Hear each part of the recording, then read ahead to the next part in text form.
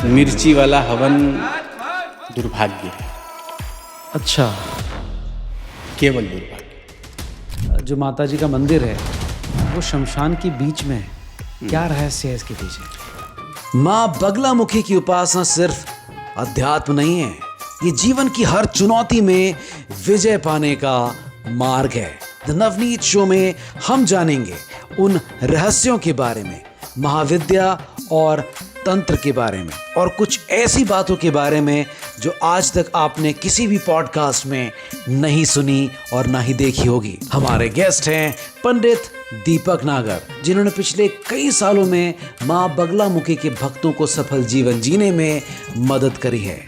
अब रहस्य की जो आई बात, माँ बगलामुखी के मंदिर के जस्ट नीचे से एक गुफा है जो सबको पता नहीं है।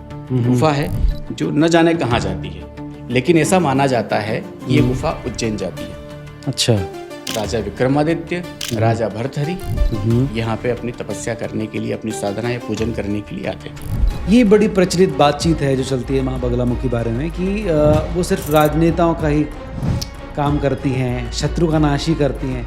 इसके अलावा भी कुछ और पहलू तो होंगे। भगवती के बारे में ये भी कहा है महादेव ने कि जो शत्रु होते हैं वो मित्र हो जाते हैं। बगलामुखी माँ के हाथ में एक तरफ गदा है और दूसरे हाथ में वो शत्रु की जीभ पकड़े हुए हैं।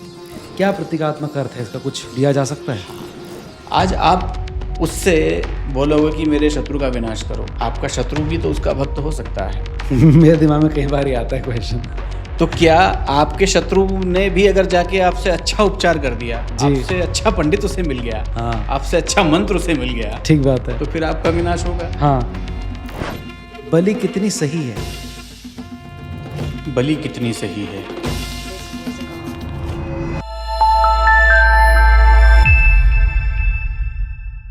तो चलिए शुरू करते हैं, श्री गणेश करते हैं। सबसे पहले मुझे बताइए कि बगलामुखी, इस नाम का अर्थ क्या है? देखिए, संक्षिप्त में ही हम बात करेंगे, जी, विस्तार में जाएंगे तो ये समय छोटा पड़ जाएगा हाँ। पॉडकास्ट। जी, तो बगलामुखी के प्रत्येक अक्षर को हम जोड़ेंगे, ठीक है संधि विच्छेद करके। जी। बकार वारुणी है, ब्रह्म है, ब्रह्माणी है। गकार सिद्धिदा है, गौरी है। लकार पृथ्वी है, अमृता है, क्षमाशील है। मुखी ये ललिता भी है, ये लक्ष्मी भी है। मुखी का अर्थ सबका समन्वय, बगलामुखी का। यही प्रश्न सांख्यायन तंत्र में भगवान शंकर के सुपुत्र कार्तिकेय भगवान पूछते हैं कि हे पिता, आप मुझे बताएं, इसमें कार्तिकेय जी का नाम क्रौंच भेदन है। क्रंच भेदन, क्रौंच भेदन, ठीक है। वो पूछते हैं कि बगला कौन है, ये महाविद्या कौन है, इसकी उपासना कैसे की जाए, साधना कैसे की जाए, पहले तो उसके नाम का मुझे महत्व बताइए। तो उन्होंने जो बहुत सुंदर जवाब दिया वो मैं आपसे कहता हूँ।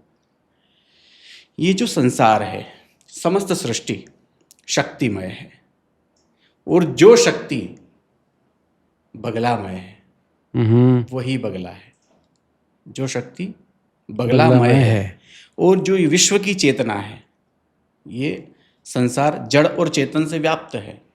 जो विश्व की चेतना है वही बगलामुखी है जी। ये सब कुछ देने वाली है। चतुर्विध, भोग, मोक्ष, धर्म और अर्थ, काम, सब कुछ देने में समर्थ है जी। इस महाविद्या के उपासकों के बारे में न तो जाना जा सकता है न समझा जा सकता है। तो भगवती के बारे में यस्या स्वरूपम ब्रह्मादयो न जानन्ति, उसके स्वरूप को ब्रह्मादि देवता भी नहीं जानते, तो हम क्या जाने जी। इसलिए आपको सारांश में केवल इतना बताया जी कि ये त्रिगुण संहिता है जी। इसके अंदर त्रिगुणात्मिका शक्ति है। ये स्वर्ग, मृत्यु, पाताल भी जोड़ सकते हैं। जितने भी त्रयात्मक शक्तियां संसार में है उनका एक एक स्वरूप। त्रियात्मक शक्ति क्या होती है? त्रियात्मक शक्ति, त्रिगुणात्मक शक्ति जी, त्रिगुणात्मक शक्ति क्या है? राजसी, तामसी और सात्विकी। जी। एक में दूसरे का अधिग्रहण होता चला जाता है, जैसे कि ब्रह्मा, विष्णु, रुद्र, महासरस्वती, महालक्ष्मी, महाकाली। अब इनमें तामसी भी है, वैष्णवी राजसी है और ब्रह्माणी सात्विकी है जी। उसी प्रकार ये त्रिगुणात्मिका शक्ति का एकमात्र प्रतीक है, एकमेव। ये अद्वैतमय शक्ति है, इन्हें अद्वैत कहा गया है। अद्वैत रूपिणी देवी माता ब्रह्मास्त्र रूपिणी। ये समस्त शक्तियां संसार में जितनी भी है उन सबका एकमात्र अद्वैत रूप भगवती माँ बगलामुखी है। जी, अगर इनके प्राकट्य की बात की जाए उस बारे में कुछ बताएं। प्राकट्य को लेके कई मतांतर हैं, कई भ्रांतियां हैं, लेकिन सत्य ये है कि प्राकट्य होता ही नहीं। आज मैं था तो आपने मुझे बुलाया, जी, आप हैं तो आप यहाँ आए, भगवान विष्णु ने आराधना की और भगवती प्रकट हुई। ठीक है। इसके विषय में भगवती माता पार्वती पूछती है कि बगलामुखी की उत्पत्ति के बारे में मुझे बताओ, तब उनका भी यही उत्तर था जो मेरा है। जी, पुरातन समय में, सतयुग में, एक बार क्या हुआ, जो कथा सर्वव्यापक है, सभी को पता है। जी, भस्मासुर के बारे में पता है आपको, संसार में सभी को पता है। पूर्वम भस्मासुरत्रयासात् भयव्याकुलित स्वयं पच्यन्ते तेन मत प्राणस्तान रक्ष माहेश्वरी। जिसने महादेव की रक्षा की थी वो भगवती बगलामुखी है। हुआ क्या, समुद्र में वातक्षोभ की उत्पत्ति हुई, उससे संसार में कोलाहल हो चुका। सारे देवता भय से विचलित हो गए। सेन्द्रा सवैष्णवा सर्वे सभजम माम उपस्थिता।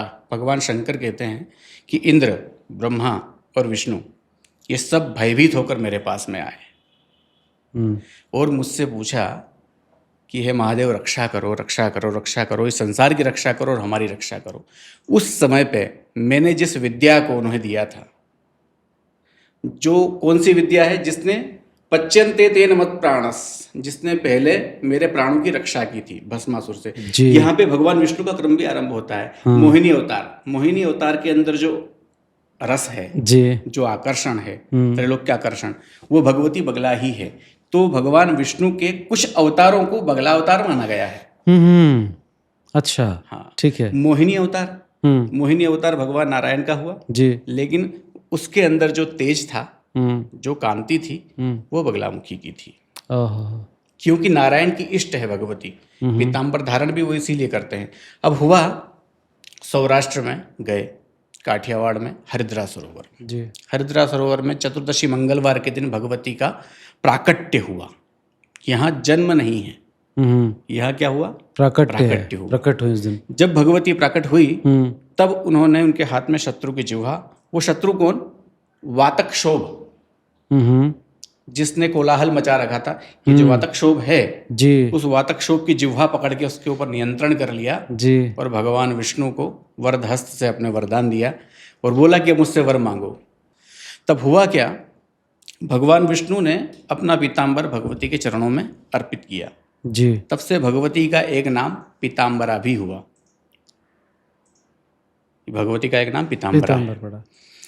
वीर रात्रि थी उस दिन, पंचमकार से युक्त आकाश मंडल था, पंचमकारों से पूजा भी की जी, और जब पूजा उन्होंने की भगवती प्रसन्न हुई और लोक विख्यात है, जिह्वाग्रमादाय करेण देवीम वामेन शत्रुन परिपीडयन्तीम गदा विघातेन च दक्षिणेन पीताम्बराढ्यां द्विभुजां नमामि।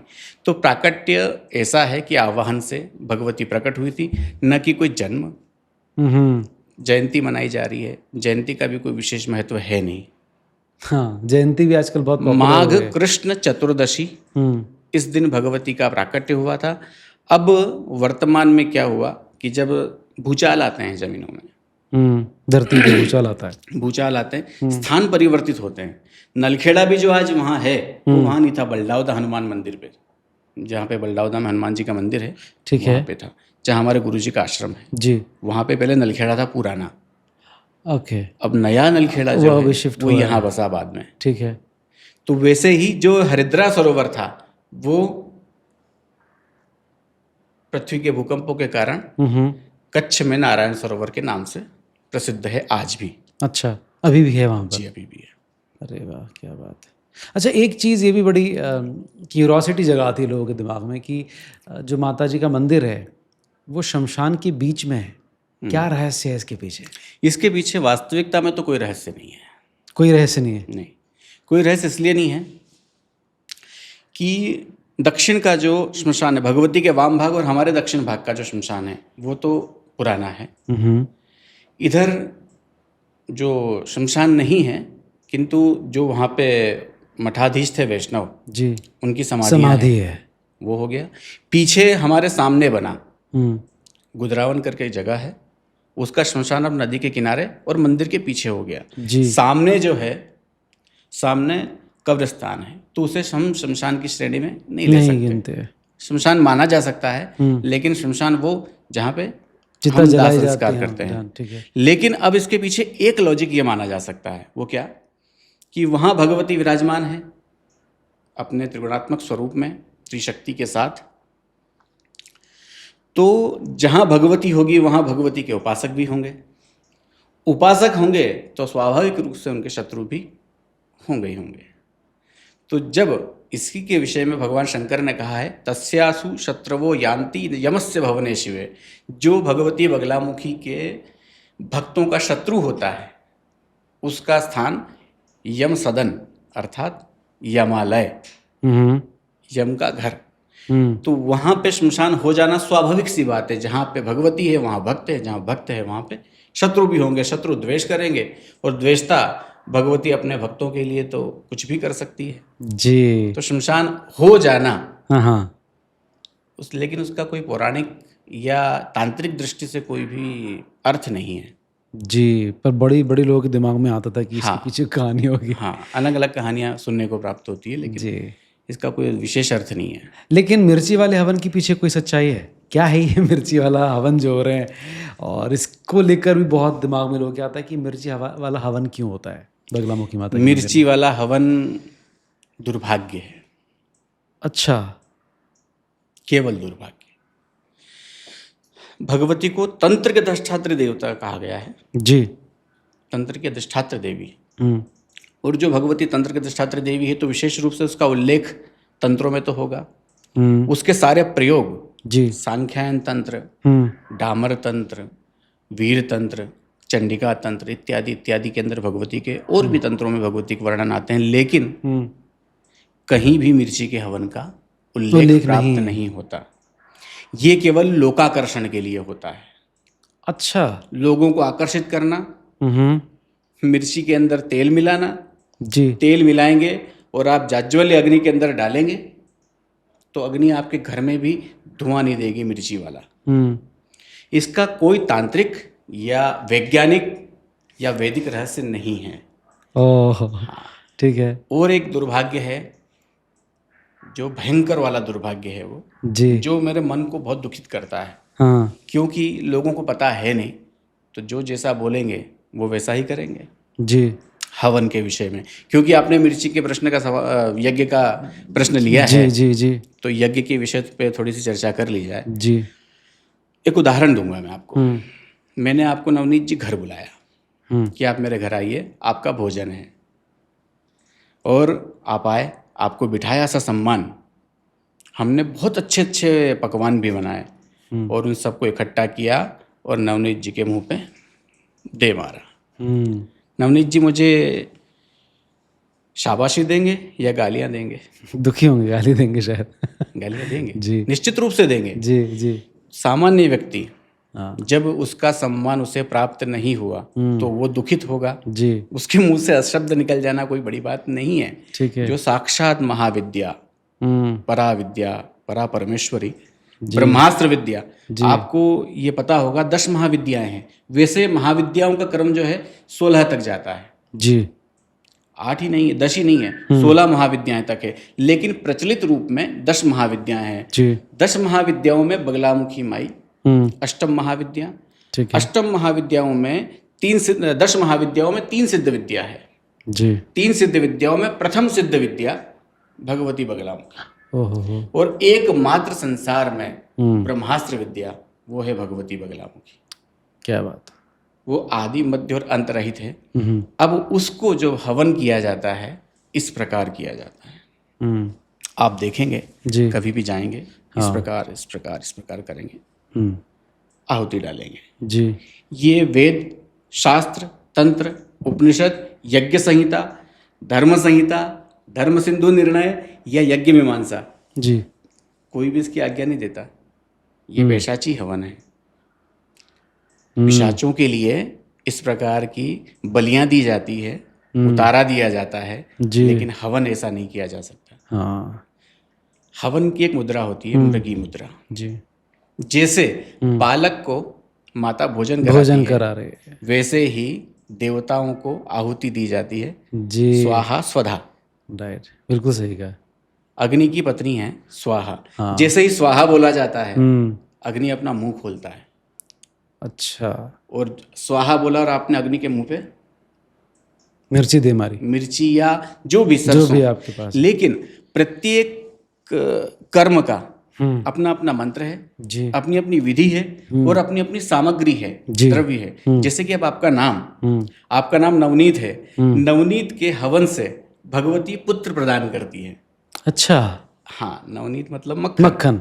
मक्खन के यदि हवन किया जाएगा भगवती को, तो उससे पुत्र की प्राप्ति होगी, जिससे पुत्र नहीं होता। जी। श्रद्धा जरूरी है। अब वहाँ पे जिस प्रकार से ये मुद्राएं की जा रही है, वीर मुद्रा का नाम दिया जाता है, तंत्रोक्त नाम दिया जाता है, पूरे संसार में ये प्रसिद्ध है कि अगर आपको तांत्रिक हवन करवाना है तो नलखेड़ा जाओ, या कहीं भी जाओ, बगलामुखी हवन करवाओ।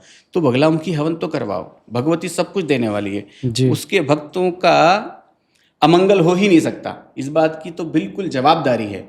लेकिन भक्त बनना पड़ेगा। जी। यदि आप भक्त नहीं बनेंगे तो आप कैसे आपके मंगल की कामना कर सकते हैं। जी। इसीलिए जब भी आप नलखेड़ा या कहीं भी जाएं तो अपने ब्राह्मण से हाथ जोड़ के विनती करें, आज तक जो हुआ सो हुआ। और ये मेरी तरफ से भी प्रार्थना है इस पॉडकास्ट के माध्यम से कि भगवान सबको सद्बुद्धि दे। माँ जगदम्बा, माँ भगवती सबकी लाज रखती है, लेकिन आपको सब माँ भगवती की लाज रखनी है, ये उत्तरदायित्व आपका है। बहुत बढ़िया, बहुत बढ़िया। ये बहुत बड़ी बात आपने कही है। अच्छा, बगलामुखी माता के मंदिर से कई सारे रहस्य भी जुड़े हैं। कुछ कहानियाँ, कुछ रहस्य अगर आप हमारे व्यूअर्स के साथ शेयर करना चाहेंगे। देखिए, कहानियाँ तो मनोरंजक होती है जी। लेकिन रहस्य जो होते हैं, एक रहस्य मैं आपको बताता हूँ। जी। माँ बगलामुखी, माँ बगलामुखी 3 रूपों से वहाँ विद्यमान है, अपनी 3 शक्तियों के साथ में। जी।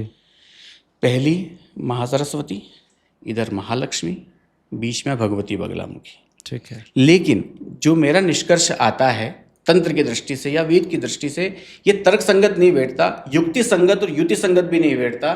सरस्वती और लक्ष्मी की संधि भगवती बगलामुखी से नहीं होती। ये महाविद्या का क्रम है। महाविद्या के क्रम में यहाँ भी ये सिद्ध विद्या का स्थल है, एक तरफ मेरी दृष्टि से, और जो तंत्र कहता है त्रयी सिद्ध विद्या के स्थान पे एक तरफ भगवती मातंगी, एक तरफ भगवती ललिता त्रिपुर सुंदरी या कमला, मध्य में भगवती बगलामुखी। अब रहस्य की जो आई बात, माँ बगलामुखी के मंदिर के जस्ट नीचे से एक गुफा है, जो सबको पता नहीं है। गुफा है जो न जाने कहाँ जाती है, लेकिन ऐसा माना जाता है कि ये गुफा उज्जैन जाती है। अच्छा। राजा विक्रमादित्य, राजा भर्तहरि यहाँ पे अपनी तपस्या करने के लिए, अपनी साधना या पूजन करने के लिए आते थे। यहाँ के बारे में ये कहा जाता है, मान्यता है, जी। भगवान कृष्ण ने अर्जुन को, युधिष्ठिर को उपदेश दिया था कि आप वहाँ जाके अपने विजयश्री की कामना करिए, जी। वहाँ पे तप अनुष्ठान यज्ञ करिए, जहाँ से आपको विजयश्री की प्राप्ति होगी। तो पांडवों की ये तपस्थली है। और अनुभव और चमत्कार की रही बात, तो केवल मैं 2 बताऊंगा। जी। एक मेरा, जी। और एक मेरे पिताजी का। जी। मेरे पिताजी वाला वहाँ के सभी लोगों को प्रायः पता है, मेरा केवल मुझे पता है। जी। तो मेरा अनुभव ही बता सकता हूँ मैं आपको। ठीक है। बाकी दूसरे के लिए कही गई बात दूसरा कोई बोलेगा, उसको मैं मानूंगा भी नहीं और कह भी नहीं सकता। सबके अपने अपने चमत्कार और अपने अपने अनुभव हो सकता है आप जाएं और आपका कुछ मेरा अनुभव या चमत्कार कुछ अलग हो। मेरे पिताजी नवरात्रि के समय पे वहाँ सो रहे थे। मंदिर के जस्ट सामने हमारी दुकान थी जी। वहाँ पे पलंग लगा हुआ था।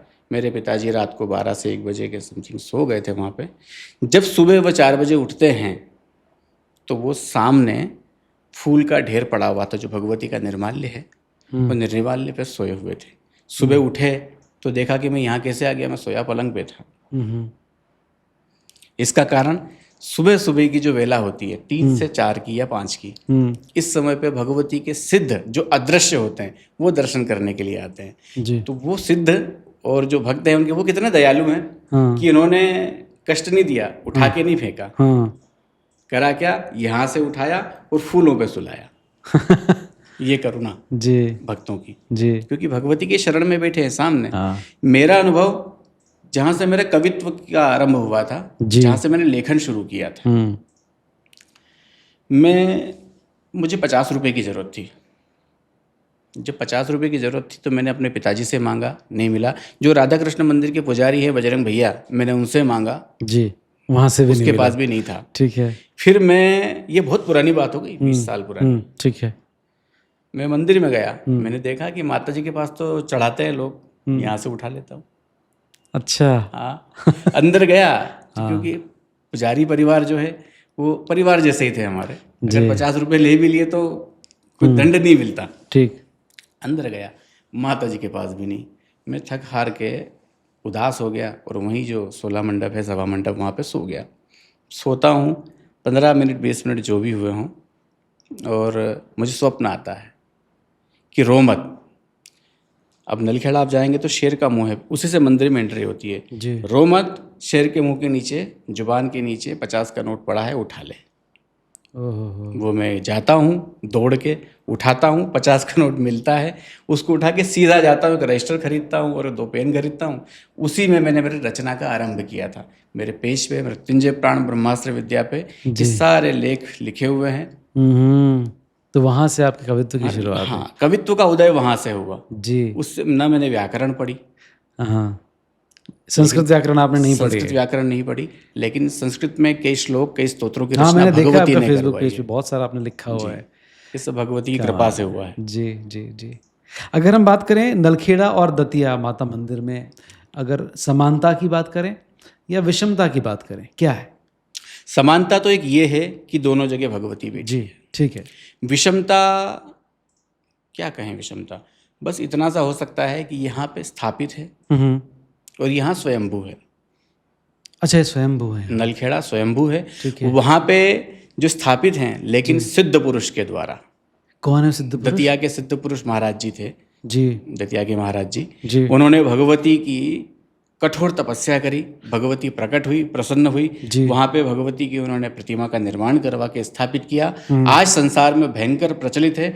वहाँ का भी मेरा एक अनुभव है, वहाँ का भी मेरा एक चमत्कार है। मैं कभी नहीं गया था, एक ही बार गया। जी। और एक बार जब गया तो बार बार जाने की इच्छा होती है। हाँ। वो पीताम्बरा भगवती जो बैठी है वहाँ पे, वो अपने भक्तों का दुख हरण करने के लिए वहाँ भी बैठी है, यहाँ भी बैठी है। वहाँ भगवती धूमावती भी है। धूमावती वहाँ का मंदिर अलग है, यहाँ पे धूमावती मुख्य द्वार के ऊपर है। नलखेड़ा में जी। द्वार के ऊपर धूमावती, नीचे गणपति, साथ में इधर जया और विजया, बाहर कच्छप और सिंह जो भगवती के वाहन है। ठीक है। तो अगर एक और बात जी बताएं। दतिया की। दतिया में जब युद्ध हो रहा था चाइना से हमारा, तो दतिया के महाराज जी ने यज्ञ किया था, जिससे भारत में होने वाले नुकसानों में कमी आई और युद्ध थम गया। ये दतिया की विशेषता। बहुत सुंदर, बहुत सुंदर। सिद्ध महापुरुष थे। जी जी जी। ऐसे महापुरुषों का वर्तमान में दर्शन भी मुश्किल है। सही कहा आपने, बिल्कुल ठीक कहा। अच्छा, अगर नलखेड़ा जो स्थित बगलामुखी माता का मंदिर जो है, उसकी जीर्णता के बारे में कुछ बताएं, और पांडव के साथ क्या कनेक्शन है उस बारे में? भगवान कृष्ण, पांडव, ये भी कनेक्टेड हैं, उनके बारे में कुछ बताएं। भगवान कृष्ण का कनेक्शन जोड़ा जा सकता है। वो इसलिए जोड़ा जा सकता है कि भगवान कृष्ण की जो गुरुस्थली रही, वो रही उज्जैन। जी, ठीक है। और भगवान कृष्ण तो मायापति हैं। जी। बिन पग चला ही सुने ही बिन काना, बिन कर कर्म कर ही बिजनाना। उनके लिए तो एक क्षण में यहाँ और एक क्षण में वहाँ होना कोई आश्चर्य की बात है नहीं। जी। और नलखेड़ा और उज्जैन की दूरी मात्र 100 किलोमीटर। आज भी कृष्ण भगवान यहाँ आए होंगे, यहाँ का मनोरम स्थल उन्होंने देखा होगा, उन्होंने यहाँ पे तपस्या की होगी, या उन्होंने यहाँ पे अपनी पूजन की होगी। और ये यहाँ पे केवल भगवती बगलामुखी का ही मंदिर पुरातन नहीं है, साथ ही साथ राधा कृष्ण का मंदिर भी उतना ही पुरातन है। उतना ही। हाँ, राधा कृष्ण की योगियों ने अपने, जो वहाँ पे कृष्ण भगवान है वो पारे के निर्मित है। अच्छा। वो पारे के निर्मित हैं, और योगियों ने अपने योग बल से उसका निर्माण किया है। किसी कारीगर ने, किसी कलाकार ने, किसी सुनार ने उसे नहीं बनाया। योगियों ने अपने योग बल के द्वारा तप्त करके भगवान राधा कृष्ण की कृष्ण मूर्ति के, बनाई है। जी। भगवती राधा के बारे में एक रहस्य है, वो मैं बता नहीं सकता ठीक वहाँ है पे। जी। वो भगवती राधा भी जो है सामान्य धातु की नहीं है। अच्छा, थोड़ा बता दीजिए, मेरे ख्याल से आपने बहुत क्यूरोसिटी इकट्ठी कर दी, क्या है थोड़ा सा बताएं। ऐसा माना जाता है जी। कि वो स्वर्ण से निर्मित है भगवती राधिका। अरे वाह। और वहीं के योगियों ने वो भी इसको निर्माण करवाया, कैसा है उसका? उसका निर्माण कैसे हुआ ये तो ज्ञान नहीं है, जी। इसका स्मरण तो मुझे है भी नहीं और इसका कहीं प्रमाण भी नहीं है, लेकिन इसका प्रमाण है हम्म। कि भगवान कृष्ण की जो मूर्ति वहाँ पे निर्माण हुई है जी। वो पारदेश्वर कृष्ण है। बहुत कम आपको पारदेश्वर देखने को मिलेंगे। बहुत कम, बहुत कम। पारदेश्वर महादेव तो दिखेंगे, देखें, बिल्कुल सही बात है, उज्जैन में। पारदेश्वर यंत्र भी दिखेंगे, हाँ। लेकिन पारदेश्वर कृष्ण नहीं कृष्ण मैं सुना ही पहली बार है। दिखेंगे। ये वहाँ पे है। हाँ। अब कृष्ण भगवान यहाँ से गए होंगे जी। और कृष्ण भगवान के परम प्रिय अर्जुन, जी। नर और नारायण है दोनों। अर्जुन को उपदेश दिया भगवान कृष्ण ने कि तुम जाओ और बगलामुखी की उपासना करो। ये तो पुराणोक्त है, तंत्रोक्त है कि तुम जाओ और भगवती की उपासना करके विजयश्री प्राप्त करो। भगवती के 5 अस्त्र हैं। भगवती के 5 प्रमुख अस्त्र या प्रमुख रूप हैं जी। जो संसार में सभी को स्तंभित और वशीभूत करने के लिए समर्थ हैं। वही अस्त्र अर्जुन को वहां प्राप्त हुए। उस जगह पे उन्होंने तपस्या की, तो पांडवों को पूजने के माध्यम से या उस कारण से भगवती को पांडवी भी कहा जाता है। अच्छा, ठीक है, इसीलिए पांडवी नाम भी पड़ा। पांडवी भी है। तो पांडवों ने यहाँ पे तपस्या की, ये बात सिद्ध है। जी। ये बड़ी प्रचलित बातचीत है जो चलती है माँ बगलामुखी बारे में कि वो सिर्फ राजनेताओं का ही काम करती हैं, शत्रु का नाश ही करती हैं। इसके अलावा भी कुछ और पहलू तो होंगे, उस बारे में कुछ बताएं। पहलू तो हैं, लेकिन राजनेताओं का ही कार्य करती है ऐसा तो है नहीं, या उद्योगपतियों को ही काम करती है। हाँ, बड़े बड़े लोग काम के लिए बैठी माता जी, बाकी बेचारे गरीब अपना कुछ भी कर रहे हो। माता जी सबके लिए बैठी है जी। यया त्वया जगत सृष्टा जगत पत्यत्यो जगत। उस भगवती ने जगत की वो सृष्टा है, उसने रचना की है और पालन भी वही करती है। संहार भी अधिकार उसी का है। जी। तो जिसने रचना की, जिसने पालन किया, वो केवल एक की कैसे हो सकती है? वायु किसी एक की हो सकती है क्या? जल किसी एक का हो सकता है? आकाश किसी एक का हो सकता है?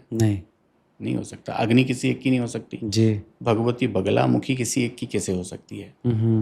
अगर आपको अपनी बनाना है तो उसके लिए उस तपस्या तक पहुंचना पड़ेगा, उस साधना तक पहुंचना पड़ेगा। रही बात उद्योगपतियों की और राजनेताओं की, राजतंत्र के अधिष्ठात्री देवी तो भगवती है ही। ज्ञान तंत्र के अधिष्ठात्री देवी भी भगवती है ही। विद्या, वाणी, कौशल, ज्ञान, विज्ञान, पराविज्ञान, ठीक, जो विज्ञान से भी अभी परे है, जो भी सामने नहीं आया। जी। जब भगवती का आह्वान किया जाता है तो उसको अजात शत्रु के रूप में आह्वान किया जाता है भगवती का, जिह्वा हाथ में। और राजनेताओं के प्रतिद्वंदी होते ही हैं। बिना प्रतिद्वंदी के, बिना विपक्ष के तो पक्ष होता ही नहीं। जी। वहाँ शत्रु होगा ही, वहाँ शत्रु उसका होगा ही जी। और विपक्षी तो होते ही हैं। मातर भंजय में विपक्ष दलनम। हे भगवती, मेरे विपक्षियों का दलन करो। जब आप उसकी सेवा करेंगे, आप उसकी पूजा करेंगे तो भगवती आपकी सुनेगी, लेकिन वो किसी और का विनाश करेगी ये आवश्यक नहीं है। ये क्या होगा? भगवान राम को कहा गया है अजात शत्रु। जी। अजात शत्रु कौन? जिसका कोई शत्रु ना हो। तो क्या राम जी का शत्रु नहीं था रावण? था। भगवान राम के मन में किसी के प्रति शत्रुता नहीं थी। अच्छा। भगवती के भक्त के मन में किसी के प्रति शत्रुता नहीं रहती। और जो कि मैं पहले ही बता चुका हूं, जो उसके भक्त से शत्रुता रखता है, यमस्य भवने शिवे, उसका यम सदन जाना निर्धारित है। भगवती के बारे में ये भी कहा है महादेव ने कि जो शत्रु होते हैं वो मित्र हो जाते हैं। इंद्राणीम वशयत्यैव किम पुनः क्षुद्र मानुषिम वशयत्यैव शंकरम। साक्षात शंकर को भी भगवती महामाया के माध्यम से वशीभूत, मतलब अपने वश में कर लिया। वश में करने का मतलब ये है कि भगवती की कृपा से महादेव भी उसके ऊपर कृपा करके उसके अधीन हो जाते हैं कि हाँ, अब जैसा तू चाहेगा वैसा मैं करूंगा। जी। मेरी पूरी कृपा तेरे साथ है। ये उद्योगपतियों का और राजनेताओं का सौभाग्य है जी कि वो वहाँ तक पहुँच पाते हैं। साधारण लोग पहुँच तो पाते हैं, लेकिन उनको सही विधि विधान, सही ज्ञान, सही मार्गदर्शन नहीं मिल पाता, तो उनके कार्य वो कैसे होंगे जो भगवती के माध्यम से होने वाले होंगे। जी तो सारांश केवल यही निकल के आता है जी कि न केवल राजनेताओं की, हम्म, न केवल उद्योगपतियों की, जी भगवती है तो सबकी। सभी की आपके हैं। मन में भक्ति, समर्पण, प्रेम और श्रद्धा जी और आत्मनिवेदन प्रणतिपूर्वक होना चाहिए कि हे माँ गतिस्त्वम गतिस्त्वम त्वमेका भवानी। फिर वो देखो कैसे आपके दुर्भाग्य रूपी शत्रु के ऊपर गदा का प्रहार करेगी। जी आपके दुर्भाग्य रूपी शत्रु के ऊपर गदा का प्रहार करके जी उसके एक हाथ में दीपक भी है। हम्म, अज्ञान, तम, दुर्बुद्धि और जितने भी आपत्ति विपत्ति रूपी दावानल या अंधकार है, उससे आपको प्रकाशित करने के लिए बहुत कम देवताओं के हाथ में दीपक होता है। जी भगवती के चतुर्भुज में भगवती के कई रूप हैं, द्विभुजा, चतुर्भुजा, सहस्त्रभुजा और कोटिभुजा। द्विभुजा से सहस्त्रभुजा तक है, अयुतभुजा कोटिभुजा तक है, सहस्त्रवदना है, पंचप्रेतासना है, ब्रह्मा, विष्णु, रुद्र, ईश्वर और सदाशिव इनके मंच पे बैठी हुई है। अब भगवती बगलामुखी के विषय में आपको बता दूं ताकि इस प्रश्न को उत्तर में और आसानी हो। जी भगवती कौन है और कहाँ विराजमान है? गोलोका दूर्ध्वलोके, ये भगवान वेदव्यास कहते हैं, मैं नहीं कह रहा। गोलोक से भी ऊपर मणिद्वीप, जिसको सर्वलोक कहा गया है, जी भगवती के ध्यान में ही आता है। मध्य सुधाब्दि मणिमंडप रत्न वेद्याम सिंहासनो परिगताम परिपीत वर्णाम। अमृत का सागर है, मणियों का द्वीप है। उस मणियों के द्वीप के ऊपर एक कल्पद्रुम है, कल्प वृक्ष। जी उसके नीचे स्वर्ण सिंहासन है, वहाँ भगवती विराजमान है। जी अमृत की एक बूंद के लिए देवासुर संग्राम हो गया था। राहु की पूजा करनी पड़ती है, राहु और केतु के रूप में हमारे ग्रहों में ले लिया उनको अमृत ने। जी उस अमृत के सागर में हाँ भगवती विराजमान है मध्य में। उनके जो भैरव हैं वो आनंद भैरव, मृत्युंजय शिव, अमृत प्रदान करने वाली है भगवती। तो वो अपने भक्तों का भय हरण करती है और उसके जीवन में सुख रूपी अमृत डाल देती है, जी भर देती है उसको। जी तो न तो ये गरीबों की है, न ये अमीरों की है, ये है माई तो सबकी है। जी बिल्कुल ठीक है आपने। माता जी को बलि हमेशा चढ़ाई जाती रही है, अभी तो खैर मेरे ख्याल से ये बंद हो गया है, लेकिन ये प्रथा बहुत पुरानी थी। बलि कितनी सही है? बलि कितनी सही है? बलि 100% सही है। कामाख्या में बलि होती है, नलखेड़ा में बलि होती थी, अब नहीं होती। जी कैसे पता चले आपको कि यहाँ बलि होती थी या नहीं होती थी? जिस जिस भगवती के मंदिर के सामने कच्छप बना हो, वहाँ वहाँ बलि होती थी। जी बलि प्रयुक्त है हमारे शास्त्रों में, हमारे वेदों में कई उदाहरण हैं, इसका खंडन नहीं किया जा सकता। ना तो हमारे पूर्वज मूर्ख थे, उनके अंदर पर्याप्त बुद्धि थी जिन्होंने विज्ञान को आज के विज्ञान से पहले प्रकट किया। ग्रह नक्षत्रों की गणना उन्होंने हमसे अवर्तमान विज्ञान से पहले की। जी तो क्या बलि देना उनकी मूर्खता थी? नहीं, ये वेद शास्त्र में संयुक्त है। और एक और आधार मैं आपको बताता हूँ, इस बलियों का विरोध करने के पीछे कुछ अति सात्विकों का महाकारण रहा है। अच्छा, अति सात्विक से मतलब क्या है अति सात्विक से मतलब बोलूंगा तो विवाद हो जाएगा। अच्छा ठीक है। लेकिन बुद्धावतार के बाद में इतना बता सकता हूँ मैं, बुद्धावतार के बाद में जी इसके अंदर परिवर्तन संशोधन होने लगा, धीरे धीरे धीरे धीरे धीरे विरोध। और हमारा सनातन संस्कृति की एक विशेष ये मनोदशा रही है, जो पत्थर न उठे उसे सिंदूर लगा के भगवान बना दो।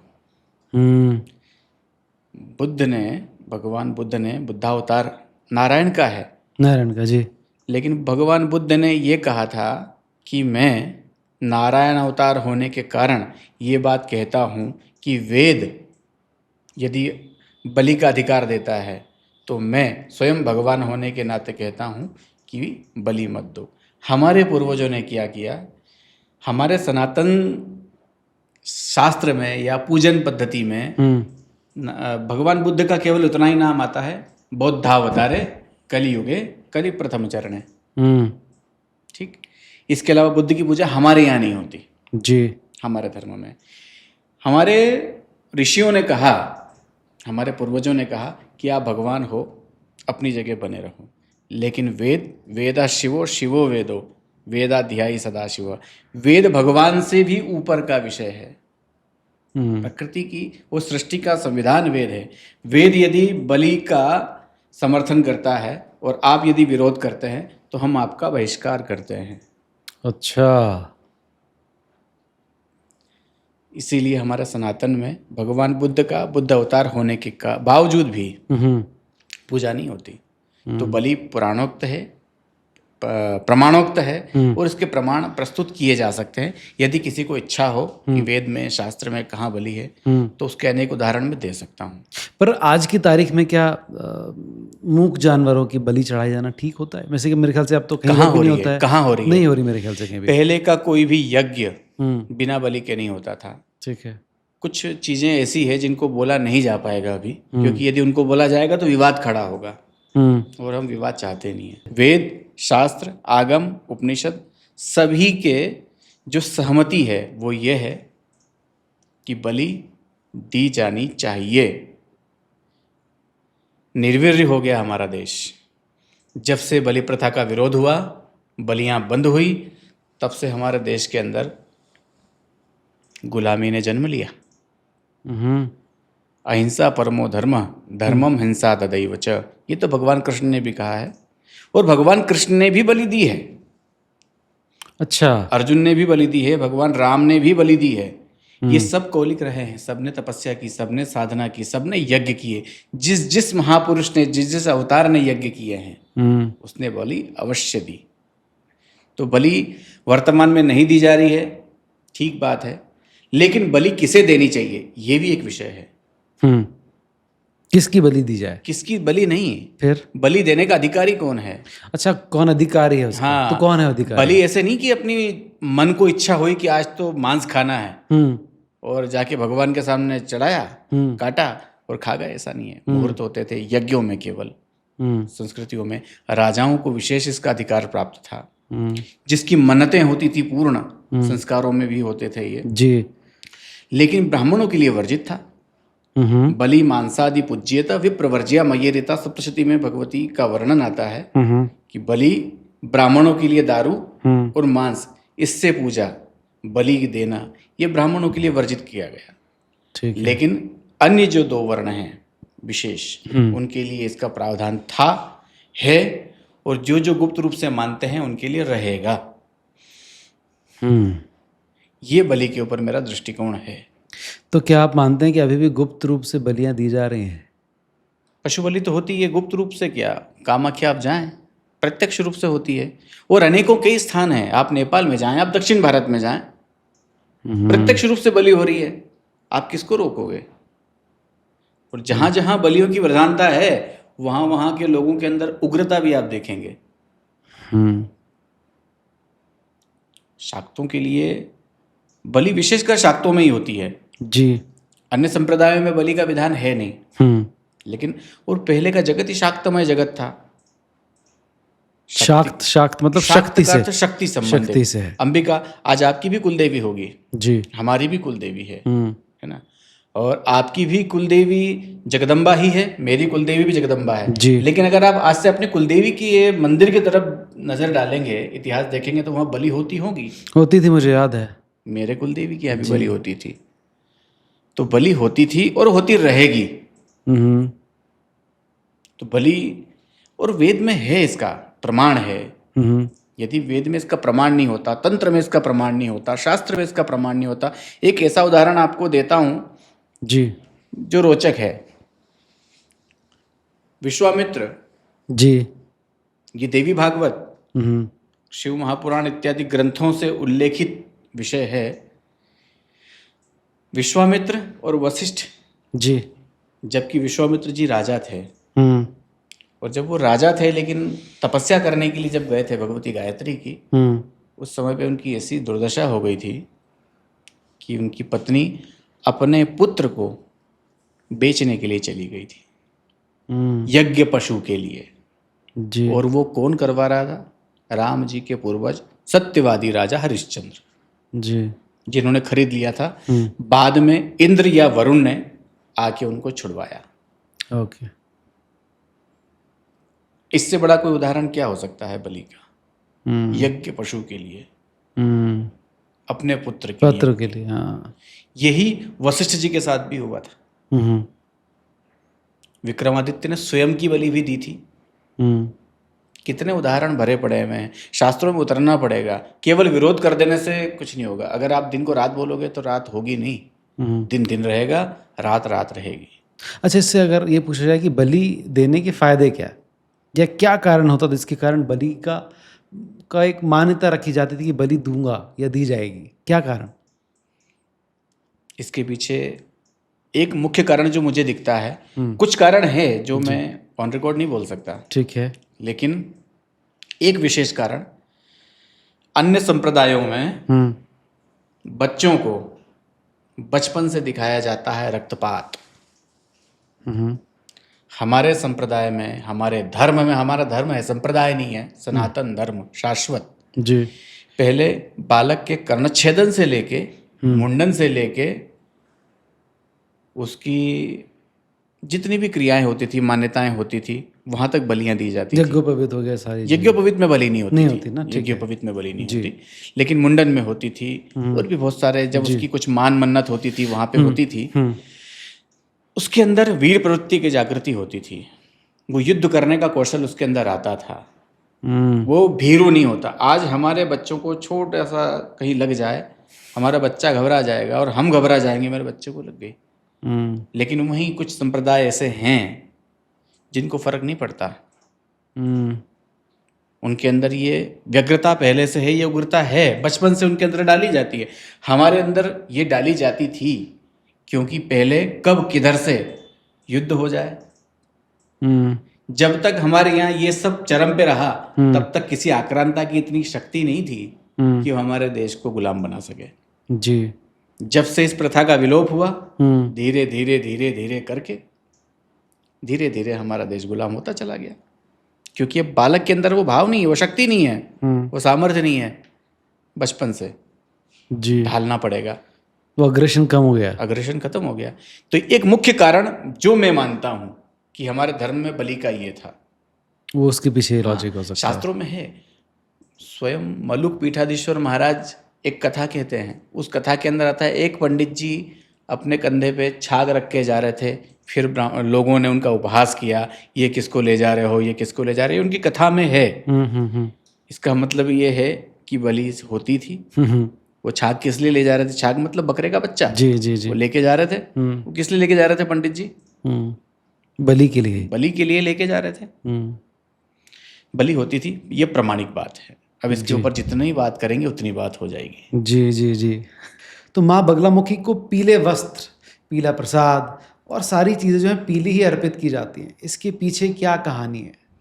इसके पीछे कहानी तो कोई नहीं है, नहीं है कहानी वास्तविकता में कोई नहीं है। मैं अभी बना दूं कोई कहानी, उसका कोई अर्थ नहीं निकलेगा।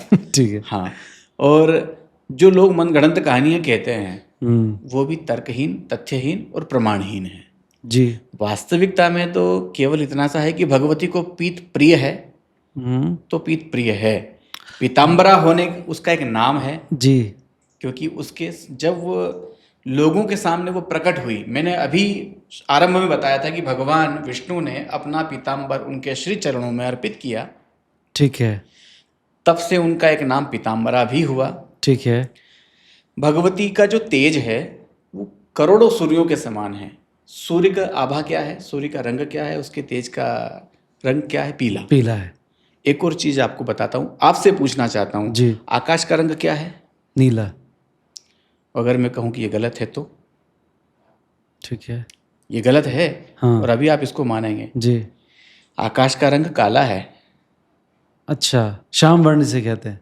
नहीं? बिल्कुल, हाँ, श्याम वर्ण बोलेंगे ना, काला मतलब श्याम। ठीक है। आकाश का रंग काला है, लेकिन सूर्य के प्रकाश के कारण काले के ऊपर जब पीले का प्रकाश जाएगा तो वो नीला हो तो जाएगा। वो नीला हो जाएगा। ठीक तो है। हमें दिखता आसमान नीला है, लेकिन नीला होता नहीं। ठीक है। उसी प्रकार भगवती का जो आभा है वो स्वर्ण मंडल, स्वर्ण सिंहासन पर आरूढ़ है, जी। सुधा सागर है। अमृत का रंग मेरी बुद्धि से पीला होगा, हाँ ठीक है। हाँ पीला होगा, ठीक है। इसका कोई प्रमाण नहीं है। हाँ ये पहले ही बता देता हूँ जी। कि कोई बोले कि इसका प्रमाण दो। हाँ बताइए, इसका जवाब दीजिए आप। हाँ, इसका जवाब इसका कोई जवाब नहीं है, इसका कोई प्रमाण नहीं, लेकिन मेरी बुद्धि से पीला होगा। ठीक है। क्योंकि भगवती को जब पीत प्रिय है तो अमृत का समुद्र है वो पीला होगा। हाँ पीले रत्नों के मंडप है वहां पे, जी। पीत स्वर्ण सिंहासन पे है, पीत परिधान ओढ़े हुए है, जी। पीत व्यंजन पीत भोग उसके सामने लगा हुआ है। हाँ तो पीला प्रिय उसको है। हाँ भगवान नारायण उसके प्रथम और परम भक्त हैं, जी। इसलिए भगवती को पीताम्बरा कहा गया और उससे पीत वस्तु प्रिय है। अपना भक्त, जो प्रथम भक्त कोई वस्तु निवेदित करता है वो परम प्रिय हो जाती है। जी। उसका कोई कारण नहीं होता। आपका बालक पहली बार अगर आपको भी वस्तु देगा, छोटा बच्चा, जी। तो वो आपके लिए बिल्कुल अविस्मरणीय हो जाएगा। कोई चीज अच्छी लगेगी उसकी तो आपको हमेशा अच्छी लगेगी। जी बिल्कुल ठीक कहा आपने। बगलामुखी माँ के हाथ में एक तरफ गदा है और दूसरे हाथ में वो शत्रु की जीभ पकड़े हुए है। क्या प्रतीकात्मक अर्थ है इसका, कुछ लिया जा सकता है? हाँ, इसका बड़ा गूढ़ रहस्य है। एक तो अविद्या, ठीक है। अविद्या के ऊपर विद्या का प्रहार, हाँ अज्ञान के ऊपर ज्ञान का प्रहार, अचेतनता के ऊपर चैतन्यता का प्रहार, अंधकार के ऊपर प्रकाश का प्रहार, तम के ऊपर सत का प्रहार। ये जो विश्व के अंदर, ये संभवतः हमारी बात पहले भी हुई थी, अचेतन संसार में जितना भी अचैतन्यता है, उस अचेतनता को एक मूर्त रूप देके उसकी अज्ञान रूपी जिह्वा का भगवती ने आकर्षण कर रखा है हाथ से जी। और एक हाथ से ज्ञान रूपी भगवान नारायण की गदा, हाथ में गदा है उनके भी, गदा को ज्ञान का प्रतीक माना गया है जी। क्योंकि गदा का नाम कौमुदी है।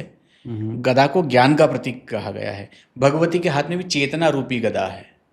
वो अज्ञान का विध्वंस करने के लिए, उत्पात का विध्वंस करने के लिए, अपने शरणागत के ऊपर आए हुए समस्त भय, शोक, ऋण, रोग, शत्रु, अपयश, अकीर्ति, इन सब का विनाश करने के लिए भगवती ने एक हाथ में गदा और एक हाथ में शत्रु की जिह्वा। वो शत्रु प्रतीक है। उस शत्रु का आप ये समझेंगे, प्रत्येक देवता ने जब किसी को मारा है उसका नाम है।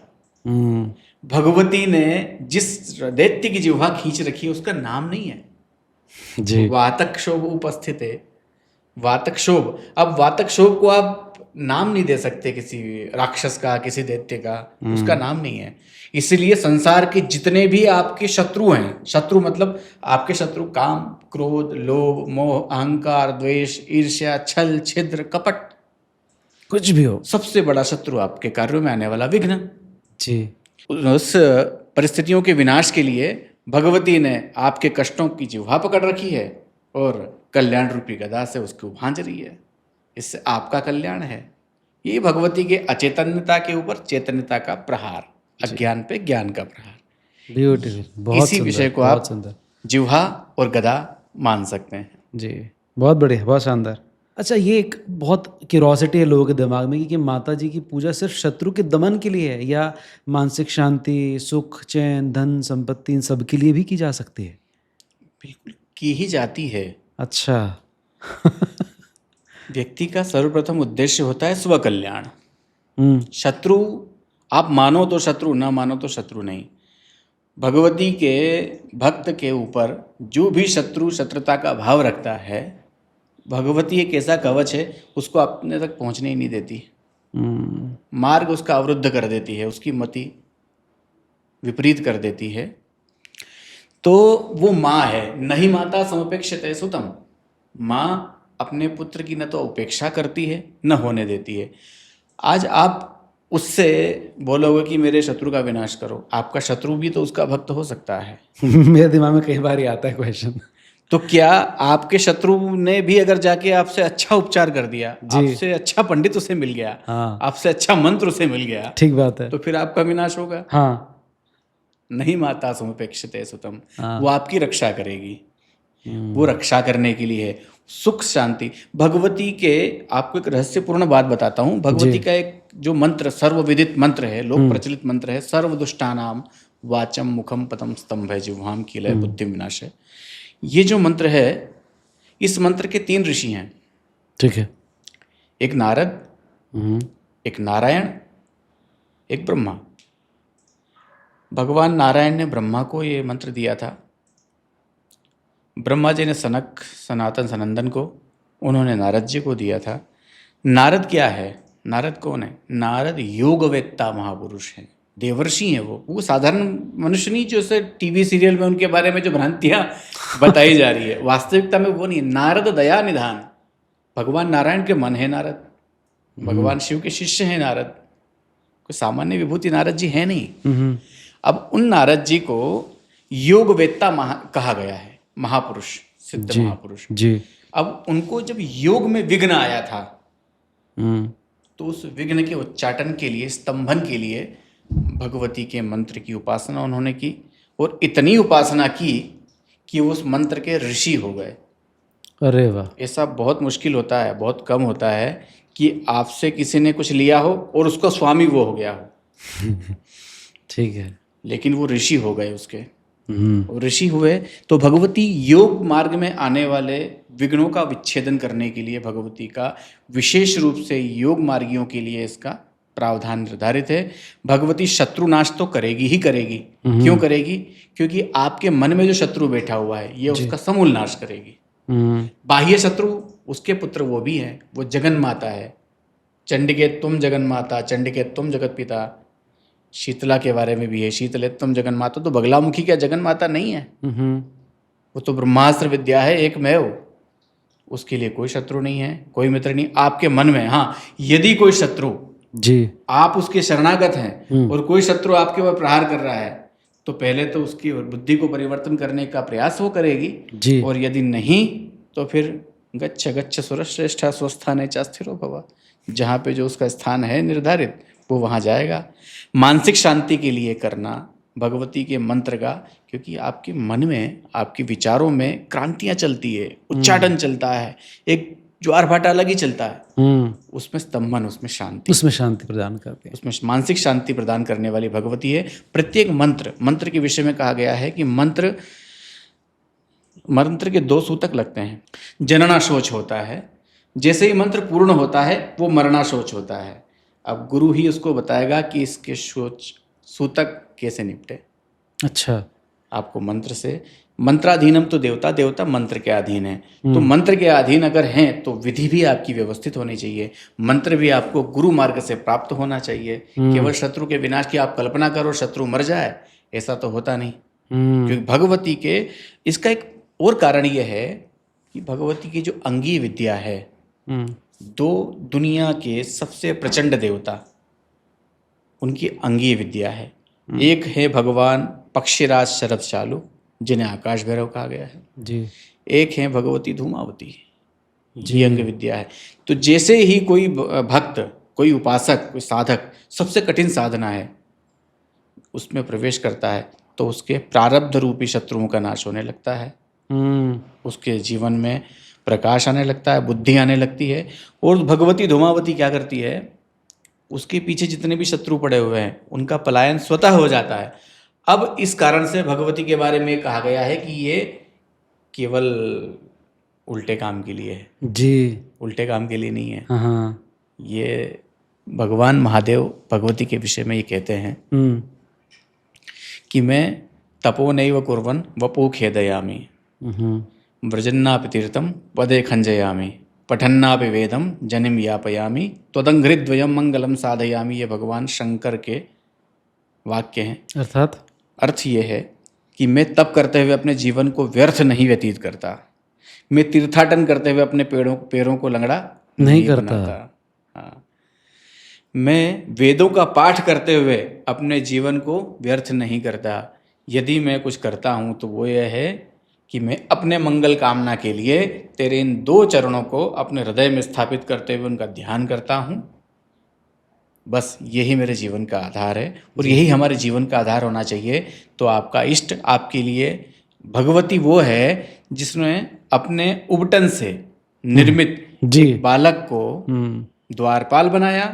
द्वारपाल बनाने के बाद में शिव के त्रिशूल से उसका मस्तक मस्तक कटा, संसार में त्राहि त्राहि कर दी। और आज के जो समय में उनके नाम के बिना कोई कार्य शुरू नहीं होता। कोई कार्य नहीं होता। वो भगवती वो है, अपने पुत्र के लिए, स्वपुत्र के लिए वो सृष्टि का विध्वंस भी करती है, सृष्टि का निर्माण भी करती है। इसलिए अगर आप उससे शांति मांगोगे तो शांति प्राप्त होगी, पुष्टि मांगोगे तो पुष्टि प्राप्त होगी। और अनायास कोई अगर आपको परेशान करेगा तो गतिस्त्वम तो मैं कहा भवानी, भगवती के अलावा हमारी कोई गति नहीं है, तू ही जान। तो ये शत्रु है तो शत्रु का नाश भी वो करेगी जी, निश्चित तौर पे करेगी।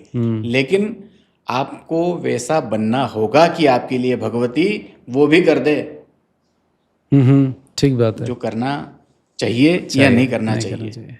उसको करने के लिए आपकी वो स्थिति होनी चाहिए। आज आप जाओ 11,000 21,000 36,000 जप करवा लो, 1.25 लाख का अनुष्ठान करवा लो, पंडितों को कितनी भी दक्षिणा दे दो, हुम फट स्वाहा करवा लो और भगवती को कॉन्ट्रैक्ट किलर बनवा दो, नहीं होगा। ऐसा नहीं होता, ऐसा संभव भी नहीं है और ऐसा होगा भी नहीं।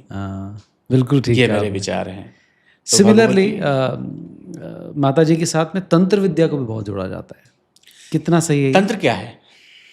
तंत्र मतलब तो एक मशीन की जी है ना? हाँ बिल्कुल। तंत्र का अर्थ होता है युक्ति। युक्ति, मशीन, यस, किस मशीनरी। प्रकार से किस कर्म को किया जाए उस युक्ति का नाम तंत्र है। ठीक है। तो तंत्र का अर्थ तो है ही युक्ति। अब तंत्र को तो बदनाम कर रखा है, तंत्र है क्या चीज, तंत्र को समझना पड़ेगा। जी जी। तंत्र की अधिष्ठात्री देवी, ज्ञान तंत्र की अधिष्ठात्री देवी भगवती बगलामुखी है। आप जो विचार कर रहे हैं ये उसके द्वारा निर्धारित है, हम जो बोल रहे हैं ये उसके द्वारा निर्धारित है। वो ज्ञान तंत्र की अधिष्ठात्री देवी है नवनीत जी। जी। तो तंत्र से तो उसको जोड़ना ही पड़ेगा ना। वेदेश्वागमेषु प्रसिद्ध मूर्तिम श्री बगला। वेद आगम, आगम का मतलब होता है तंत्र, उस तंत्र की तो अधिष्ठात्री देवी है भगवती। तो तंत्र से जोड़ना उसको गलत नहीं है, लेकिन तंत्र की परिभाषा आपको सही करनी पड़ेगी। तो वहां पर जो तंत्र होता है वो क्या होता है और किन चीजों के लिए होता है? बगलामुखी माता मंदिर में तंत्र होता ही नहीं होता है। तो फिर क्यों जोड़ा जाता है तंत्र को वहां से? जब आपको पता नहीं है किसी चीज का और अगर आपको कोई बताएगा कि ये ऐसा है तो आप उसका मानेंगे। हाँ, ये सिर्फ सुन सुन के लोगों ने इस तरह। तंत्र का अर्थ है कि भगवती का जो रहस्यमय वर्णन प्राप्त होता है वो तंत्र में होता है। भगवती का तंत्र प्रयोग है। ये मेरे सामने ग्रंथ है, ये भी एक तंत्र है जी। ये सांख्यायन तंत्र है, मैं नाम बताता हूँ। हाँ। इसके अंदर हर प्रकार के प्रयोग हैं, अच्छे बुरे हर प्रकार के। अब आप किसी भी स्थान पे जाएंगे, किसी को भी बुलवाएंगे हवन के लिए, यज्ञ के लिए, प्रयोग का आप जो तंत्र प्रयोग की जो आप परिभाषा है वो मैं इतना समझ पा रहा हूँ कि हवन से है, वो हवन से ही है जी। हवन के लिए प्रत्येक कामना के लिए मैंने पहले भी बताया था, मंत्र वैसा होना चाहिए, द्रव्य वैसा होना चाहिए, विधान वैसा होना चाहिए। देवता का स्वरूप भी बदलता है। ध्यान हमारे यहाँ पे प्रथम है, पहले आप ध्यान करेंगे, ध्यान से ही धारणा बनती है और उसी के अनुरूप भगवती आपका कार्य करती है जी। द्रव्य वैसा होना चाहिए कि भाई हर चीज सरसों से या हरताल से नहीं होगी, सरसों के तेल से नहीं होगी, अलग अलग द्रव्य लगेंगे। बिल्वपत्र से भी अर्चन होगा, उसका मधु से होगा, शर्करा से होगा, कमलगट्टे से होगा, काजू बादाम मेवा मिश्री से होगा। आप मिर्चियाँ खिलाने के बाद सोचते हो कि भगवती मेरा कल्याण करे, तो फिर सोचते रहो ठीक बात, कैसे कल्याण हो सकता है? सही बात। आपको पहले बात तो दीक्षित ब्राह्मण को खोजना पड़ेगा जो इसको जानता हो, इसकी विधि को जानता हो, इसके बारे में समझता हो। भगवान महादेव ने स्पष्ट निर्देश दिए हैं कुमार कार्तिकेय को, शिरोदेय पुत्रोदेय न देयम यस्य विद्या। ये विद्या किसी को न दें, अपना पुत्र दे दें, अपना शिर दे दें, लेकिन ये बगला विद्या न दें। अब रही बात रक्षण की, भगवती रक्षण करती है। स्पष्ट वर्णन आता है, काली महाशक्ति है, महाकाली जगदम्बा आद्य शक्ति है जी। 100 करोड़ चामुंडा, 100 करोड़ काली, 16 करोड़ 1.25 करोड़ षोडशी, 16 करोड़ नरसिंह और नारसिंगी, 1.25 करोड़ भैरव और चेटक। भगवती के एक अस्त्र से इनका स्तंभन हो जाता है, उपशमन हो जाता है इनके प्रयोगों का। ये रक्षा करने वाली देवी है। अविचार व्यभिचार से रक्षा करने वाली भगवती का नाम ही बगला है। जी। ये बगला विष्णु वनिता विष्णु शंकर भामिनी बहुला वेद माता च महाविष्णु प्रसूरूपी। ये महाविष्णु की माता है। ये परब्रह्म का बीज है। जिसने परब्रह्म को जन्म दिया वो आपके लिए या किसी के लिए भी न गलत करेगी न किसी को कष्ट देगी। मातर भंजय में विपक्ष दलनम, मैंने कहा था कि वो हमारे विपक्ष में, लेकिन हम हर किसी को अपने विपक्ष में आज के समय पे मानने लग गए नवनीत जी। छोटा छोटा आपके साथ में बैठा हुआ व्यक्ति अगर आगे चला गया है तो आप उसको अपना ईर्ष्या से शत्रु मान बैठे और फिर जाओगे भगवती के पास में। वो कैसे कल्याण कर देगी तुम्हारा, कैसे सुन लेगी तुम्हारे बारे में। जी, सही बात। ये मेरे विचार है भगवती को लेके। हाँ, नहीं बिल्कुल बिल्कुल, बहुत सुंदर विचार है। अंत की तरफ बढ़ रहे हैं। बहुत सारे लोग ये भी कहते हैं कि वहाँ पर महिलाओं का पूजन वर्जित है। कितना सही कितना गलत? बिल्कुल गलत। वहाँ पे मतलब नलखेड़ा में या माता जी के पूजन में? माता जी की पूजन में तो स्त्रियों का तो वर्जन है ही नहीं। बिल्कुल। हाँ, बार बार मैं सांख्यन तंत्र की तरफ इसलिए जाता हूँ कि ये बहुत स्पष्टता को छूता है, यथार्थ को छूता है। कुमार कार्तिकेय को भगवान शंकर ने फिर कहा स्त्री का सम्मान करो जी, स्त्री की निंदा मत करो। यदि गलती से भी स्वपादेश ताम न संस्पृशेत, अपने पांव से उसका स्पर्श मत करो। हाँ। स्त्री दृष्ट्वा मानसेन वंदनम च समाचरेत, यदि आप स्त्री को देख लो तो उसको मानसिक वंदन करो। ये बगलामयी है, तब जाके भगवती। आज शाक्त होना सबसे कठिन है, हर कुछ हो जाना संभव है। शाक्त होना बड़ा कठिन है क्योंकि यहाँ पे दृष्टि की मर्यादा है। यदि दृष्टि की मर्यादा तुम्हारी रही, विद्या समस्ता स्तव देवी भेदा स्त्रिय समस्ता सकला जगत्सु तो ये कया पूरितमं वै तत्काते स्तुतिस्तव्य परापरोक्ति। जी, ये संसार भगवतीमय है। समस्त संसार की स्त्रियां शक्तिमय है, भगवतीमय है जी। वो संसार उसी शक्ति से परिपूर्ण है, उसकी स्तुति नहीं की जा सकती। इसलिए और तंत्र में विशेष स्त्रियों का महत्व है। ये माना जाता है कि स्त्री यदि आपकी गुरु हो जाती है तो जिस मंत्र के लिए आपको 6 महीने प्रतीक्षा करनी पड़ेगी, साधना में संघर्ष करना पड़ेगा, वो आप 7 दिन में कर लेंगे। अरे वाह। स्त्री तो योगिनियां हैं, नायिकाएं हैं जी, मातृकाएं हैं, साक्षात जगदम्बा है। दक्षिण भारत ने अपना बंगाल की तरफ पहले स्त्रियों का कामराज था। स्त्रिया राज उसको बोलते थे जी। वहाँ पे स्त्रियों का भगवान गोरख मच्छेंद्र नाथ जी को वहाँ पे उन्होंने अधीन कर ही लिया था। फिर जाग मच्छेंद्र गोरख आया, ऐसा सूत्र उन्होंने दोहराया, तब जाके भगवान मच्छेंद्र नाथ को लेके आए गोरक्षनाथ जी महाराज जी। तो अगर आगम पढ़ेंगे आप, आगम में तंत्र में और पुराणों में भी वर्णन आया है जी। स्त्री से बड़ा कोई गुरु नहीं हो सकता। लेकिन आज के समय पे स्त्रियों को बहुत सारे दूसरे जगहों से और कामों से फुर्सत नहीं है जी। उधर से थोड़ा सा उन्हें हटना पड़ेगा, अध्यात्म की तरफ आना पड़ेगा। यदि आप अध्यात्म की तरफ आएंगी तभी किसी को कल्याण कर पाएंगे। आज के समय पे कहाँ प्रहलाद या ध्रुव का जन्म हो रहा है या विवेकानंद का भी कहाँ हो रहा है। आज के समय पे तो बहुत सारे देख रहे हैं हम, इनका हो रहा है बाल कथावाचक जन्म ले रहे हैं। जी जी, यही मेरे दिमाग में क्वेश्चन था कि आजकल बड़े बाल कथावाचक पैदा हो रहे हैं और सब पॉपुलैरिटी के लिए हो रहे हैं। जी, बाल कथावाचक के बारे में ज़्यादा तो क्या कहूँ, आखिरी कथावाचक या संत, कथावाचक तो कोई भी हो सकता है जी। कथा तो क्या है, आपने रट ली, तत्व को समझे बिना अगर आपने रट लिया तो तोता, एक तोते का सुना था मैंने जी। शिकारी आता है जाल फैलाता है, दाने का लोभ दिखाता है, जाल में नहीं फंसना चाहिए, तोता जाल में फंसे फंसे ये बात बोलता है जी जी, ठीक है। तो वैसे ही कथा, किसी की भाषा शैली अच्छी हो जाना, लेकिन उसके ऊपर गुरु का वरदहस्त न होना, शास्त्र का उसको भली भांति ज्ञान न होना। कथाएं रट लेने वाला कथाकार नहीं होता जी। जो व्याकरण को समझे, तत्व सिद्धांत को समझे, जो दृष्टांत के मर्म को समझे, जो वास्तविकता में कथा में भी जो भगवती को समझे, जो कृष्ण को समझे, जो राम को समझे, जो राधा को समझे, जो शिव को समझे। प्रयोग बताने से या आप अच्छे गोल मटोल दिख रहे हो थोड़े से आपके अंदर हाव भाव अच्छे हैं, बोलने की शैली अच्छी है और आप कथावाचक बन जाओगे। नहीं, अंतिम कथावाचक अगर मैं मानूं जी। तो आद्य शंकराचार्य, मतलब अंतिम बाल संत। बाल संत की अगर आप बात करें, राइट। अगर बाल संत की बात करें तो अंतिम बाल संत भगवान शंकराचार्य, जी आद्य शंकराचार्य। हाँ। उनके बाद में मुझे नहीं लगता कि कोई बाल संत हुआ होगा।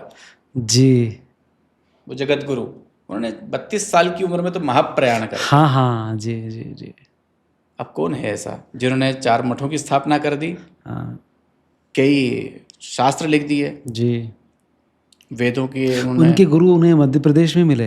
हम्म? उनके गुरु उनको मध्य प्रदेश में मिले थे शायद, ये कहानी जहाँ तक मुझे ये मुझे नहीं पता। नहीं पता। हाँ, ये कहानी है। श्री ये आदि गोविंद गोविंद भगवत पाद जी जी महाराज, हाँ, किसी उनकी ये हमारा मुलाकात सौभाग्य है मध्य प्रदेश का। हाँ। वैसे मध्य प्रदेश ने अनेक रत्नों को जन्म दिया है। जी जी जी आज भी वर्तमान में कई हैं जिन्होंने मध्य प्रदेश को गौरवान्वित किया है। जी लेकिन आज के समय पे क्या है ना कि ये भ्रांतियां बहुत ज़्यादा हो गई है, होड़ ज़्यादा मची हुई है।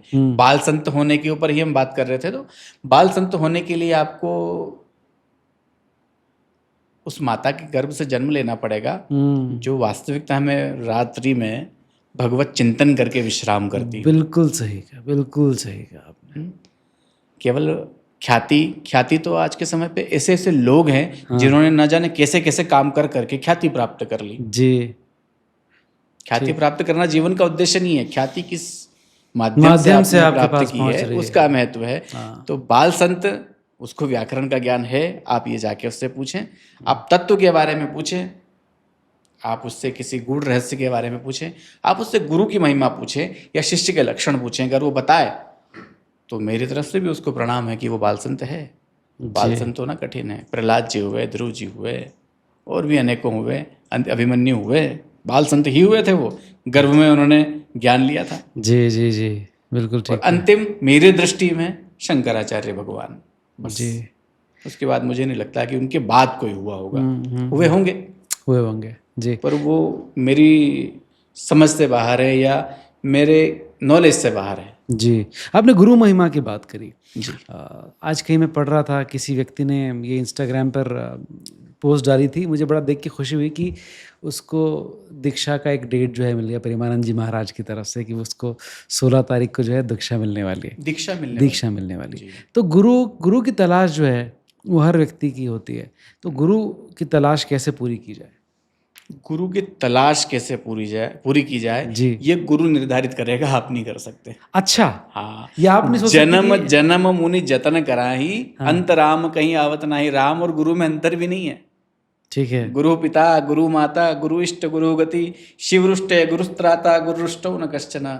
यदि शिव रूठ जाए तो गुरु बचा लेते हैं जी, लेकिन गुरु रूठ जाए तो शिव जी वहां से हाथ उठा लेते हैं, उन्हें कि तू ही संभाल। ठीक है। हाँ जी। गुरु ही पिता है, गुरु ही माता है, गुरु ही इष्ट है, गुरु ही गति है। इसलिए शीश दिए पर गुरु मिले तो भी सस्ता जान। तो भी सस्ता है। ठीक है। हाँ। ये माना जाता है। जी। गुरु को आप सोचे कि हम खोज लें, असंभव। तो गुरु आपको कैसे खोजेंगे? गुरु स्वतः आपको अपने अंदर योग्यता लानी पड़ेगी। पहले भगवान नाम स्मरण, अपने ऊपर नियंत्रण। यदि स्वयं पे नियंत्रण करा, भगवान नाम उच्चारण आपके मन मस्तिष्क में गुंजायमान होता रहा, आपकी जिह्वा पे परमात्मा का नाम है और लालसा है संसार के अंदर कुछ कल्याण करने की, तो तत्व, गुरु एक तत्व है। वो तत्व उस गुरु को यहाँ ले आएगा। गुरु भी एक मनुष्य है। गुरु भगवान के बराबर माना गया है। गुरु ब्रह्मा, गुरु विष्णु, गुरु देवो महेश्वरा। गुरु साक्षात पर ब्रह्मा, लेकिन वो है मनुष्य। उसको बुखार आएगा, उसको आंसू आएंगे, उसे सब कुछ मानवीय लक्षण उसके अंदर आपको दिखेंगे, लेकिन उसको भेजेगा वो तत्व जो ऊपर मंडल में विराजमान है, वो आप तक लेके आएगा। जिम सरिता सागर में हो जाए, यद्यपि ताहि कामना नाही, तिम सुख संपत्ति भी नहीं बुलाए, धर्मशील पै जाए सोए। उसी प्रकार जैसे समुद्र तक नदियां अपने आप पहुंचती है, ओहो, वैसे गुरु आप तक पहुंच गुरु प्रकृति गुरु को आपके पास भेजेगी। प्रकृति के अंदर आप जैसा कल्पना करते हैं, प्रकृति आपको वैसा देती है। जपा सिद्धिर जपा सिद्धिर जपा सिद्धिर न संशय। जब से सिद्धि प्राप्त होती है, तो जब आप गुरु के लिए ये रखते हो कि अपने अंदर योग्यता अगर आप ले आए, तो गुरु निश्चित रूप से आपके पास में आके पहुंच जाएगा और आपका अपहरण कर लेगा कि चल बच्चा। बहुत सुंदर शब्द यूज किया, आपका अपहरण ही कर लेंगे गुरु जी। हाँ, गुरु अपहरण करता है और ऐसा अपहरण करता है जी जो आपके अंदर से सारी इंद्रियों का अधिग्रहण कर लेता है, आपके अज्ञान का अपहरण कर लेता है, आपके तम का अपहरण कर लेता है और आपको पता भी नहीं चलता कि आप कैसे कब से क्या हो गए। जी अब आपके यहाँ पे वही होगा, आपका जो नाम है इसके अर्थ का विपरीत हो जाएगा, नित्य नव, वो हमेशा फिर नवीन हो जाएगा। हाँ, क्या बात है, ठीक है। ये गुरु का लक्षण है। गुरु के लक्षण को समझना कठिन है, शिष्य के लक्षण पहले समझने पड़ेंगे। आप शास्त्रों को पढ़ो कि शिष्य के लक्षण क्या है, आत्मसमर्पण करो, समर्पण करते करते करते करते गुरु ऐसा आएगा पता भी नहीं चलेगा, आके और आपको उड़ा ले जाएगा। बस आपकी यात्रा पूर्ण हुई। इष्ट से प्रतिदिन ये प्रार्थना करो कि मुझे गुरु मिले, सदगुरु मिले। गुरु तो आज के समय पे बहुत है बाबा, सदगुरु मिले। हाँ गुरु गुरु तो कोई भी बने बैठे, बहुत सारे हैं। आज के समय पे चेला है ही नहीं, हाँ, शिष्य है ही नहीं, स्वयंभू गुरु। जैसे स्वयंभू पीठ है, स्वयंभू ज्योतिर्लिंग है, स्वयंभू गुरु स्वयंभू शक्तियां हैं, विशेष अधिकांश वर्तमान में आपको स्वयंभू गुरु देखने को मिलेंगे। बिना शिष्य हुए गुरु होना हाँ, बहुत कठिन मार्ग है, लेकिन आजकल सभी फॉलो कर रहे हैं उसको। जी जी जी, देख रहे हैं आपको ऐसे ऐसे लोग आज के समय पे हैं। प्रेमानंद जी महाराज के बारे में ही अपन बात कर लेंगे, बोल ज्यादा दूर कहाँ जाए, लोग प्रसिद्ध हैं जी आज, उनकी कीर्ति उनके गुरु से ज्यादा जी, है। हाँ, लेकिन उनके गुरु को वंदन करते हैं, उनके गुरु के नाम के बारे में सबको पता है, जगत विदित है। जी जी आज उनसे बड़ी कोई सेलिब्रिटी नहीं है, जी, वास्तविक सेलिब्रिटी है। वास्तविक सुबह 2-3 बजे के वो आसपास। छोड़ो, वो हाँ, आप क्या सोचते हैं वो प्रेमानंद जी हैं? नहीं, आपने कृपा का नाम सुना है, जी यदि कृपा का अवतार देखना हो ना तो वो प्रेमानंद जी महाराज हैं। जी, कृपा के अवतार हैं। कृपा के अवतार।